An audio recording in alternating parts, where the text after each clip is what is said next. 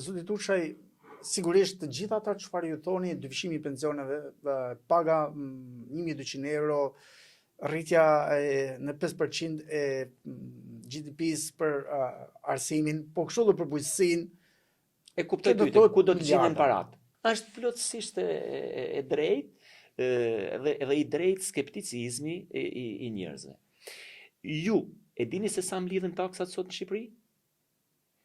Në krahasim me rajonin? E kuptoni se Maqedonia e Veriut mbledh 40 deri në 42% të prodhimit brendshëm bruto mbledh taksa. Serbia mbledh 45% të prodhimit brendshëm bruto. Malizi 41%. E dini sa i mbledh Shqipëria? 27 deri 28% të prodhimit brendshëm bruto. Në qoftë se ne e marrim vetëm 28%, deri janë 13.3 për 4 vjet. Pra, për një vit buxhetor të qeverisë janë 3 miliard euro. Janë mos të mjaftueshme për dyfishim pensionesh, për vendosjen e minimumit jetik, për dyfishimin e rrogave, dhe për çdo gjë tjetër, për investimin tek arsimi, 5% të buxhetit, tek shëndetësia, tek çdo gjë, pse nuk mlidhen? Sepse nuk paguajnë, sepse korrupsioni është katastrofik në Shqipëri.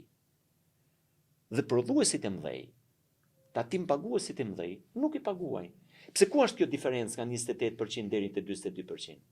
Tek ai dyqani i vogël i mishit lagjes, tek ai dyqani, tek ai marketi i vogël. 50.000 lekë nuk kanë asnjë rol.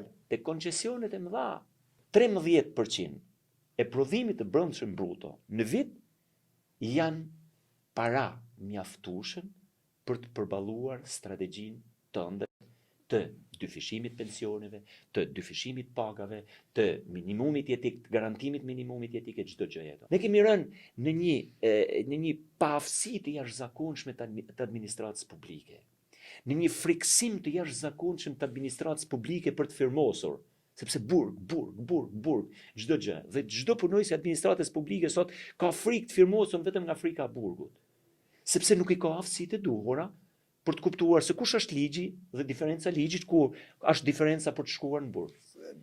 Ndërtosh një administratë publike duke e friksuar.